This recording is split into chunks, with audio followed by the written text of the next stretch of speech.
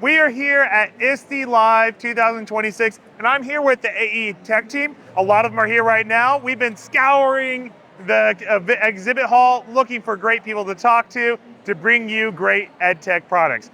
Today, Aaron and I have talked to Lego and Google and Canva and a bunch of other exciting companies. I hope you enjoy this episode.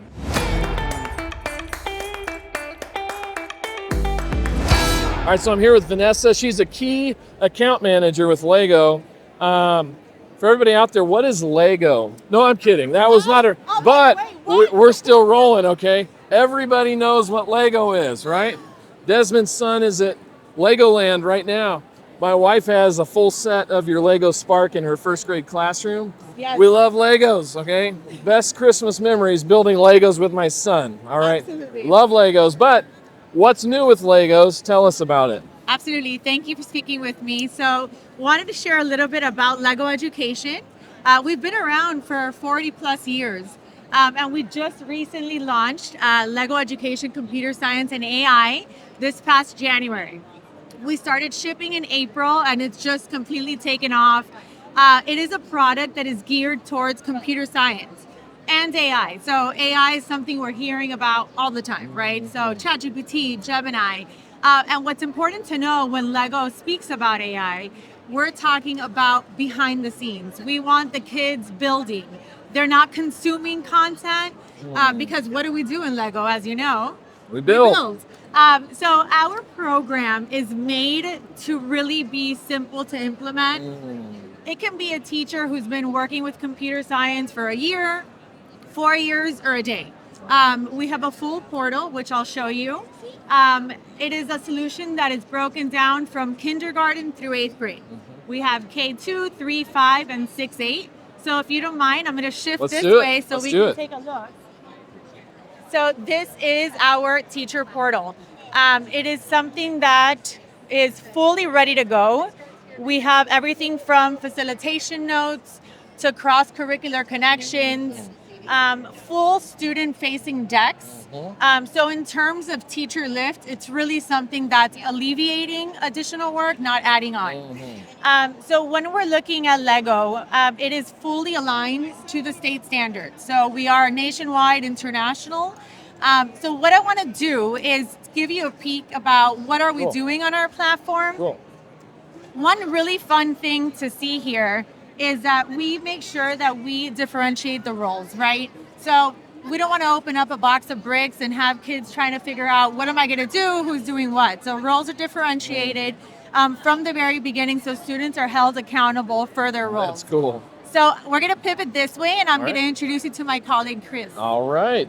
Let's meet Chris. So Chris, if you want to tell our friends here, we're talking about Lego Education, Computer Science, and AI, and I want to give them a peek at our coding canvas, which you helped create. Yes, I did. I am one of the senior software engineers for the Lego Education group right now. Amazing. And so I would love to, give a small demonstration on what we'd love to see it. So in a lot of classrooms, a lot of the usage of AI is using it, asking ChatGPT a prompt, getting something in return. What we really want to do here with Lego Education, Computer Science, and AI is teach how AI works, what is going on behind the scenes. So we have a lesson here called Strike a Pose, where instead of just telling our little robot friend here, hey, dance for me, we are going to train it to understand poses and then, given the code, have it be able to strike a pose for us instead. So we have this custom classifier here that we are going to go and edit. We can take some pictures. One really fun thing is that we are not saving any data. The Lego group does not have access to any of these pictures. Very relevant. It is all saved locally on the computer. So if you would like to actually go on camera. While I'm keeping, you can hold the mic maybe here. Okay, all right, so I'm on camera. Yes. So if you don't mind raising your arms up for me. Wonderful. We'll snap some pictures for you.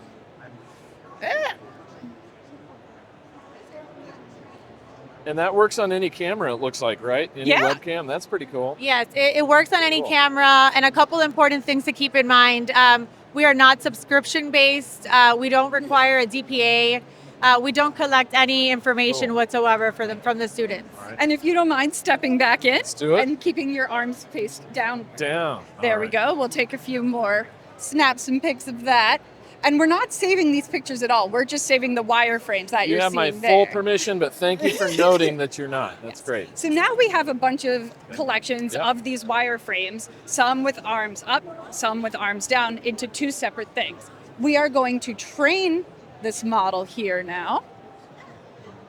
It has taken this information and is learning based on Cool. it. We have training data. And now if you'll step back in front, right. and if you raise your arms yes. up, Yes. it has tested based on that Yes. data that we Oh, gave what's it it going to previously. do if I do? Oh, It's going to I'm get tricking confused, it. but we could have added another class It's in like- order to have it Right. recognize that but pose as it well. is reading like the degree of up and down, and it does like switches. You know, it goes to the middle as I It'll kind of. see, So it's, yeah, because that's it pretty doesn't good. know what you're seeing. So now, if we go back and we have this code written here, which is communicated Oh, to very our cool. little friend, Ah. that when the agent recognizes arms up, Yeah. he'll do his little dance. So if you don't mind, one more time, stepping Okay, back I into love the it. screen. We're This just is- giving you a little This workout. is beautiful. I love it. Now, if you don't mind raising your arms for us, Yeah. we'll see that he moves around. You have taught him that when it sees arms up, he knows to That's very respond to you. cool. Yeah, so a couple key things, right? When Lego Education looks at technology, looks at devices, we are not consuming, we're building, right? So that's key, and you saw that, right? So from lifting your arms, you're handling the code. We have the kids on the building end because Legos ultimately, as we said, are all about building. Yeah. Amazing. I have a sense that this is just scraping the surface, right? I mean, Lego's always up to something. This is very cool. And I can't say enough from a classroom setting. You were showing that booklet over there. As the husband of a first grade teacher that has a bunch of the Spark sets, I mean, number one, they work. And I love the guides. I mean, it's like opening a box of Legos and it's all the build guides. But the curriculum side is all put together for you. And I love that part. As a very busy first grade teacher, I know my wife does too. And you guys are just great at what you do. So always excited to hear what's the latest from Lego. Thank you both. Appreciate it. All right, so I'm here with Tom Pichet. He's a product manager with Epson. And this is his product. So we're actually talking to the guy in charge of building out this footprint that we're going to talk about. So Tom, we spoke to you guys last year. Tell us, so what's new at Epson since we talked to you last year? All right, well, we just announced an all-new line of ultra-short throw projectors, 5 models in all, and highlighted by our BrightLink 870EI. It is an interactive projector. It allows interactivity basically on any firm surface, so it can be used with a pre-existing whiteboard. It'll do interactivity up to 130 inches with our included styluses, and it basically runs on any software platform. So there's no subscriptions, nothing to pay for. You can use it with the software that you're already comfortable using in the classroom. It's awesome. Tom was telling us a minute ago too, pricing isn't out yet on this setup, this unit, but it should be September 1. Is that right? Yeah, pricing will be coming out in September. This will start shipping in October. All right. So we can't talk about pricing yet, but what we can say is it's in the ballpark of what you would experience with a touch LED panel. So on that note, a lot of teachers convert over to LEDs. Tom, tell us why a teacher might be inclined to consider this setup in their classroom. Well, the biggest advantage is size, right? We're trying to make sure that the students stay engaged with the content, right? So having content that's easy to read is probably the most important thing, since so much of the content is text driven, right? So this projector will do up to actually 130 inches on pen-based interactivity, which is, 12 feet-ish. And will also allow you to do touch-based interactivity up to 100 inches. So that's right there, you're at 75% larger than the 75-inch panel, It's a which is big standard. footprint. So big classrooms, libraries, other areas that have projection needs. Definitely worth considering.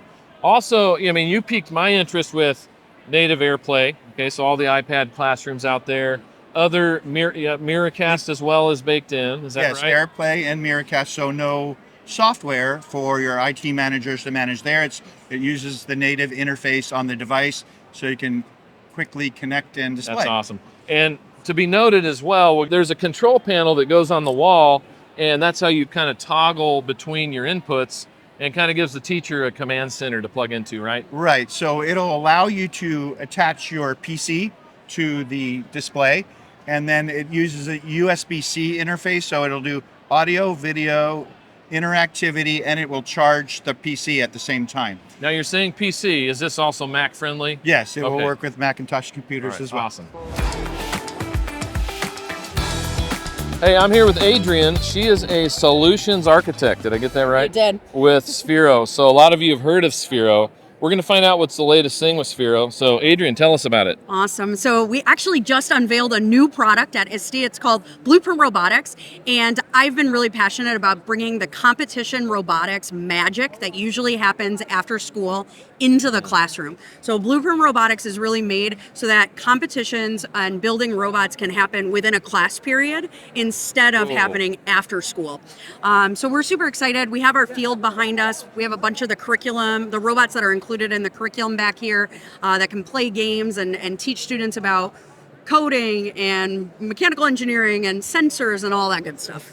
So this doesn't look like a do it in a single class period kind of thing, if I'm being honest. Are we talking these robots come out of the box like this, or is it part of like one lesson, you're building it, and then you're adding to it each lesson? How does that go? So the drive train comes totally pre-built. So you can be driving the robot within 30 seconds of opening the box. And then all the builds that are behind me right now are actually called rapid robots, and they're part of the curriculum, and they can be built in 60 minutes. Oh, that's awesome. So our lessons that teach like simple concepts like gearing or structural things, those are meant to be built, learned from, and taken apart in one class period.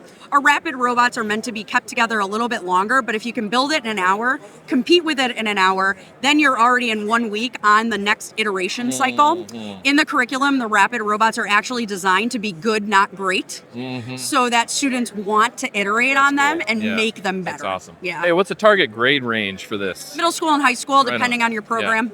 And many of you are familiar with the old-fashioned Spheros out there. I call them old-fashioned, but there's a new version of the old-fashioned. Yeah. Tell us about what's the latest with the bolts. Yeah, our flagship round robot, our newest version is Bolt Plus. What's really cool about Bolt Plus, if you have any old round Sphero robot, you can trade it in and actually get money off of upgrading to our Bolt Pluses. Awesome. So we're super excited to offer that. All right, very cool. Thank you. Thanks. All right, we are here at Google with the product managers of Chrome OS, Tom and Sophie for Classroom, and they're going to tell us the new things that Google is showing off this week. Please take it away. Tell us what you got. So I'm the product manager for what we call Class Tools, a series of teaching and learning tools built directly into Chrome OS. It allows for teachers to connect to the student Chromebooks in the classroom and send them resources so that students are engaged, they're on track, they're distraction-free. And it goes full screen on the student device, so kids can't really get off task and do things that they're not supposed to be doing. And Sophie builds really cool stuff in Classroom. Do you want to talk about that really quick? Hey everyone, I'm Sophie. So I'm a product manager in Classroom. Hopefully familiar with Classroom, but where teachers can organize all of their materials and classwork and easily deliver that to students. So we have some exciting updates coming across both Class Tools and Classroom. Yeah, Check it off. Yeah. So if you're not familiar with guided learning is a tool in Gemini. It's a product tutor way for teachers and students to engage in curriculum and content in a way that's probing for deeper questions in an easy to digest way. So we're bringing this tool to both Classroom and Class Tools with a few different core components. So teachers can decide how and where it comes into their lesson. It's grounded in curriculum, so easy to use and building off the curriculum that you already have. And through Classroom has actionable insights, and then through Class Tools, it's in this deeper focus mode. So do you want to speak to that piece? Yeah, and the beauty here is when teachers actually send this Google Classroom assignment to student devices, kids can't minimize it. They have to do the assignment that the teacher has sent them, basically eliminating all distraction and ways for the kids could potentially get around it. So we're really excited about this launch. For Class Tools, it's available in Chrome OS M150, and for availability in Classroom, Coming with back to school, so coming this fall. there we go. Awesome. Thank you. And we hope to do a follow-up episode where we talk to you guys a little more, if that's okay. Sounds wonderful. We'd love to do that. Thank you so much. I'm with Tiana with Canva. Now, if you watch any of our episodes, you know that Canva makes an appearance in almost every episode we do. And so we're excited to see. She's going to show us the Canva Code 2.0, which I've been itching to try, and some other new features in Canva. So Tiana, thank you so much for showing us. No worries. Nice to meet you. Thank you. All right, so we'll start with something called LearnGrid that we've recently launched this year.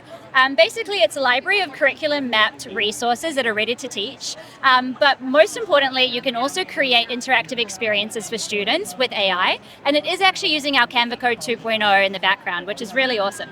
So once teachers find a resource, they can teach it. But often kids need to apply their learning. And so our games allow them to do that. They allow them to create something about something that they're interested in or a topic that they're learning and actually do the activity, which is really, really awesome. So what I've done here is I've gone through, we've got over 30 resources, 30 educational games ready to go. And what that means is teachers don't have to start from scratch. They don't have to go, oh, what do I want to create? And then enter a prompt and try and create it. We're telling them what they can create, and they can just customize it to what their kids are learning. And that's so that they have something to start with, because the blank canvas can be kind of scary. Correct. A blank canvas is scary. They don't know what to do, but we've actually said, why don't you create a matching game or a sorting game or even a whiteboard that your kids can collaborate on to apply their learning. But I want to show you one of the games that you can create here. So we go on to, let me just scroll through this library. Matching game, for example. That's one of my favorites. It's something that my child uses very often. And I can go, all right, I am in Florida, so I'm going to choose my Florida state. And then I'm teaching grade 2. My subject is ELA, and I want to write something about figurative language, all right? So my kid has come home from school, and she cannot figure out what a simile and metaphor is. She's really, really struggling. But I know that she's really interested in planets, for example. So I can go in here and go, figurative language for ELA, but make all examples. Oh, sorry, it's always hard to type when someone's watching you. Relevant to planets. And I go create activity with AI. And so the interface is actually really similar to what you would see in Canva code if you go into that doc type specifically. But so you'll see that it's writing its code now and it's actually generating. What I did is I created one earlier so that we wouldn't have to wait. And you can see here what that game looks like. So she can go now, pretty planets pass by peacefully. Is that an alliteration, a hyperbole, a simile? And she can actually do that matching game. And you might have kids in your classroom that, one likes planets, the other one likes lakes or nature. So you can make it relevant for different kids. But what's really awesome is that with this Canva Code 2.0, you can add on to it. So you can go make it a stage hard to a stage easy for different kids in your classroom. You can assign it to different kids. And once you've assigned it to different kids, you can then see the data of the kids who have taken, done that activity, what their name is, what their score is, and how many attempts they had to get that score. That's really cool. I like that a lot. Thank you. And then we've also got, if you wanted to try Canva code specifically, we've actually just released it as its own standalone doc type on the front page. Sorry, let me just get into Canva. So now you can actually find it on the home page instead of it being hidden under a Canva AI umbrella. So you can go in here, and now it becomes its own specific doc type. So let's say we're teaching maths, maybe we want an escape room about algebra. Algebra equations, make it level 1 to 10. And then we go click here. And whilst it's working, I created one earlier so that you can see it probably takes about 3 minutes to create, 2 to 3 minutes. But you can see here, I've created an escape room, but I can keep adding on it. Maybe I don't like the black background, or I want to create use specific examples in here that maybe we went through in class, for example. And we can just keep adding on to it. Can you upload documents? Like, can I upload my chapter? Yes, Because in the can. previous, I don't think you could do that. It's part of 2.0, right? It is part of 2.0. So you can upload things. You can also add from Canva. So if you've got something already in Canva that you want to pull in, you can absolutely do that as well. Excellent. What other features are unique to 2.0? Do you remember off the top of your head? Yeah, you can play. You can toggle between play and edit. So, or play and edit, I think is the right one. So you can go in there, keep iterating on the versions, or you can actually see what it looks like when you're playing with it. So that's quite new to Canva Code 2.0 as well. That's really good. Well, thank you so much for your That's help. okay. I'm excited to try it. Thank No you. problem. Thank you for having me. I am here at ClassVR with Simon. And Simon, tell us a little bit about what ClassVR does and how schools can use it. So, ClassVR, we are a full stack education first VR company. Our whole intent is to make a VR experiences that can be drawn out in the classroom to enhance teaching and learning. So, within the headset, driving the learning, bringing that engagement, bringing that enthusiasm, showcasing things to students that they may never see in their normal environments, and then driving the learning beyond the headset, giving teachers all the support they need to be able to use VR technology in the classroom as effectively as they possibly can. We're interested in teaching and learning outcomes. We want to see VR being used in a way that improves the schooling of students across the country. So we are very much not a commercial outfit. We are working towards education first in everything that we do. So one of the things I teach is geography, and VR would be great for geography. Sure. But at the same time, I'm always like, it can be a lot to get them handed out, and works with some lessons and some others. So I think about friction. VR. One of the things I think about is I'm trying to reduce friction. VR is a technology that inherently has friction because you got to get them on and passed out. How do you guys approach that aspect of it? First of all, training. Yeah. It's very, very difficult to roll out any technology sensibly or judiciously without giving schools the support they need to know how to use it most effectively. I was a digital leader in a school for 20 years. We procured lots of different bits of tech over that time. And to get the rollout frictionless is giving teachers the time to explore both the content and the hardware and enable to work out how to use it in their classrooms effectively. There's never a one simple solution to this. Every teacher operates with technology differently, whether that is the hardware or the software. So rollout in the classroom, I think we give everyone all the advice we possibly can. I mean, you can see the hardware setups we have here to make it as simple and as movable around school as possible. But frictionless with tech is yeah. It's an Reducing oxymoron. friction is the goal. And I think it's about encouraging schools to understand the benefits of getting beyond those pain points. We make it as easy as it possibly can, but the reality is once it's in the room, the time that it's spent getting it ready and prepared, it's more than worth it. So do you envision this product mostly used as a teacher pulls it into their classroom for a couple lessons, or is it something that lives in a classroom and then teachers regularly using it? So for me, I would set it up in two different ways. I mean, schools are free to choose however they want to use it. It's best for their context. But for me, it works in different ways. I would have it timetabled effectively and efficiently in the mornings for core learning because it can support across the school. And it can also support with regulation. So students who are struggling with learning behaviors or struggling with in the classroom in terms of regulating their own behavior, having them available and timetabled in the mornings, I think is a really effective way where students really for younger need that kids support. too. Sure, Okay. 100%. We have specific content that works like that, content that is designed for inclusion and regulation purposes, but actually VR really lends itself to that anyway. So I would have it there for core learning, supporting literacy, supporting maths, and then in the afternoons being used for those broader cross-curricular topic-based subjects. So yes, science. Yes, social studies. I mean, VR eats those kinds of topics and gives it a whole new spin and that immersive engagement that it brings.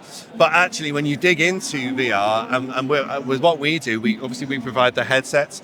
We provide 4,000 pieces of content with even our most simple package. And that can be used across the curriculum in so many ways with giving the teachers the right support to think about it in an effective manner. And I think that's the whole piece for me. Content through the roof, the headsets are great. The way we set things up couldn't be better. But empowering teachers to really understand how to get the best out of it in the classroom, that's the trick.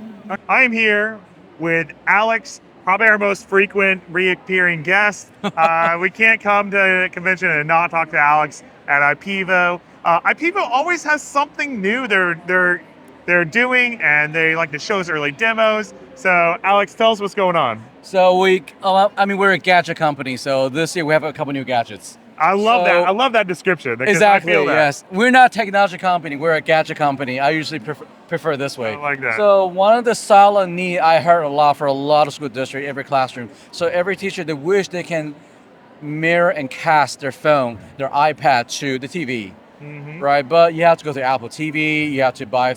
Again, the solution could be pricey.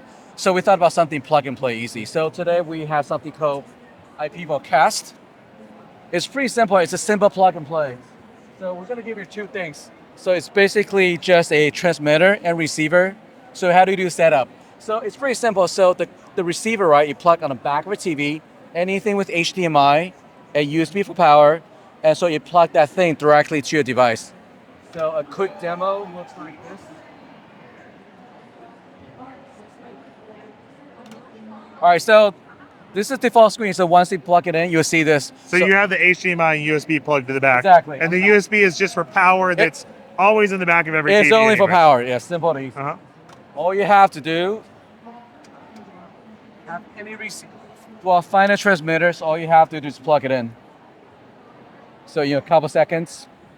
So it does cast both audio and video too. And that will work from phone, iPad, Everything, yes. my Mac. Mm-hmm. That's cool. Also, what's the range will look like? We'll look at a good, beautiful family. It's thank you. Well, a good at least 100 feet. Okay, Well, actually 100 feet. close to 100 feet. Yes. Okay. Oh, sorry, that again. Well, it'd be amazing if your classroom's bigger than 100 feet. Exactly. You could go all the way to the by the end of the hall, so that should work too. That's cool. Yeah. So again, it's also plug and play, Mhm. right? And also extremely budget friendly. It's only $89. That's cool. And this Cool. is it. I mean, no tech support needed. Anything happen, unplug and plug back in, and there you go. I might have to get one of those just to keep in my bag as I go to present at conferences or. I don't need for work, but I actually use it, for watching a movie, watching games back in hotels. So I actually Yeah. use it when I travel a lot. That's cool. And this is it, yeah. So now it's blinking. There you go. That's awesome. When you're man. done, just take it off. I love it. I Yeah, love it's it. plug and play. That's it. Cool. We do the job. Yes. Well, show us what else you got. So we have a minor upgrade for our wireless dock cam. So in the past, right, this is camera that VZX, right? So if you talk to it, you do have to occupy a Wi-Fi a little bit. You have to go to setting. So we want to make things a lot more accessible. So this is the brand new 4K receiver box. So again, plug and play. So this receiver box, all you have to do is just plug on the back of your TV. Well, there's two options, HDMI or USB. So you could plug into your computer. So all you have to do is go to a different HDMI source. And that's it. That's cool. So you're going to pick that up. It's completely wireless. Yep. We featured this camera before. Yep, so I can turn it off. So only thing you have to do, just turn it on. So this will find the receiver in about 10 seconds. So for every classroom, all you have to do is just plug in the receiver, turn on the camera, so camera will find the receiver in a few seconds. That's cool. And that's Thank it. you. You want to show us what else you got?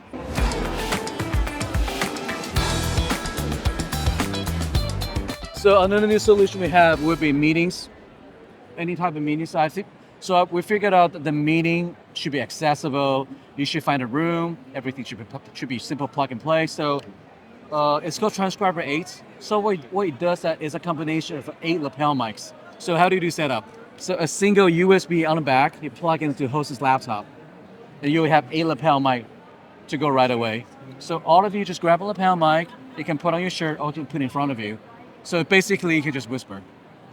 Right. Also, with our AI verbal software, you also identify who's talking by different color, also different numbers. So cool. you pinpoint exactly who's talking in the room. And that can do your translation stuff as well? Yes. Also with verbal AI, if you launch verbal AI, you can do transcribe, translation, also summarization too. That's cool. So pretty simple. Yes. So it's only $699 in this case. And also, what else is new? Well, we had this last year. Yes. So this P2B camera. Okay. So it's different from any other document camera. So what it does that we want to do the opposite.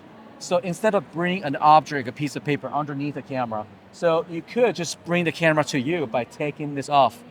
So this camera does even more. It does it does macro focus. So I can go directly to your object by details, starting from 0.2 inches.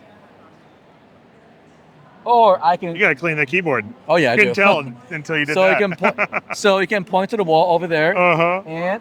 Oh, that's object. fun, man. If you like what you see, take a picture. Ah, they just a saved file. I love that. Yes, it's plug and play, and also this camera even works on your iPad or your phone as well. That's simple plug and play. When you're done, snap it back. I Also, like the even magnets. you can also mount it as a webcam too, like this, on any panel. So this is accessory for that. So you can buy those accessories and you can have It's several included. of them. It's included. Okay. Yes. and plug and play, and that's it. That's cool. Now you're demoing something that's not out yet. Can you show us this demo over here? So that's not a translation, right? So it's verbal AI. So we want to show everyone that translation you can use on any device, any platforms. So you can use it on your Mac and PC, on your phone, your iPad. So you can even use it on a transparent screen too. So this is verbal AI. We're doing bi-directional translation. So thinking about you are on the reception desk.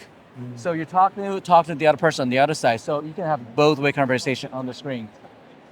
I love that. In real time. If you don't have the luxury of having a receptionist that speaks all the languages at your school, have that at the desk, and you can see both ways. I love that use of transparency because transparent TVs always seem gimmicky to me when they have it. But this, you get to keep eye contact. And I think that you get to keep the human aspect of it. I love that. Exactly. It's not about eye contact. It's about communication, though. So you could use that. Also, we have another version over there. So you will have iPad version 2. We have 2 tablet back to back. So verbal AI is able to work any solution you have. Awesome. So it's like a big plus one to transform your communication. Now this is very early demo. Any ideas of when this might go to launch? So we're thinking about early next year. Early next year. That's quick. Yes. That's impressive. Yes. Excellent. Well, thank you, Alex. Thank you so much. Thanks.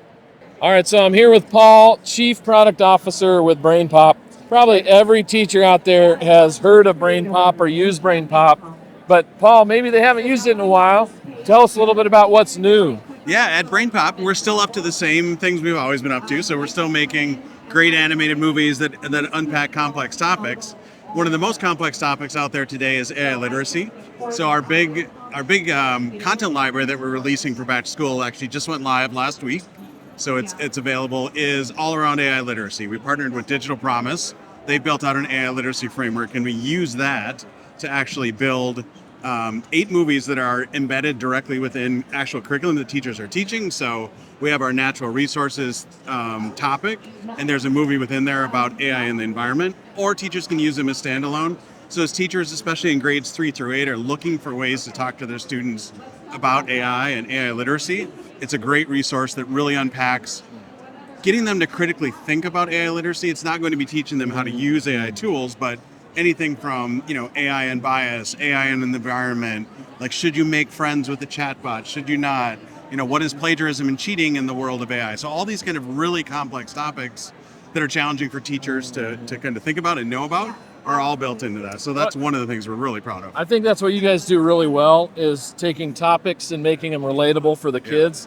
Now you mentioned grades 3 to 8 with the AI piece. Yeah. But who's like an ideal target, so grade range wise, for the content in general? Yeah, it really is built for that grade range. So it's content that can span. I mean, I love it, as adults too. So I think it really applies to a lot of different things, and so it really is built to be relevant for that group. And it's kind of built at that level, so it helps all of the students understand, even if they're familiar with AI or not, kind of get that baseline, understanding, because it's really more, the topics about how AI is used, and what it is rather than how to use it. Awesome. Very cool.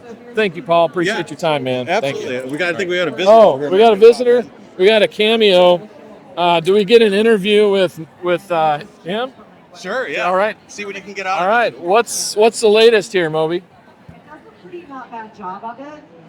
All right. You heard it right here. That's the latest from BrainPOP. Thank you. For example, with the Awesome. What a great episode. I hope you guys enjoyed those interviews. And really, we do this so that you are blessed. We want you, if you can't afford to come here or not able to come here, we still want you to be able to experience the blessing of a convention like this, where you get to understand and see the new exciting things. And I tell you what, a big thing, which I think you'll like from this year, is not just using technology, but doing it with intentionality. And that's what we're all about. Don't just cram that technology in there for the sake of it. Use it when it matters. Use it when it's a blessing. And we hope that you are blessed today.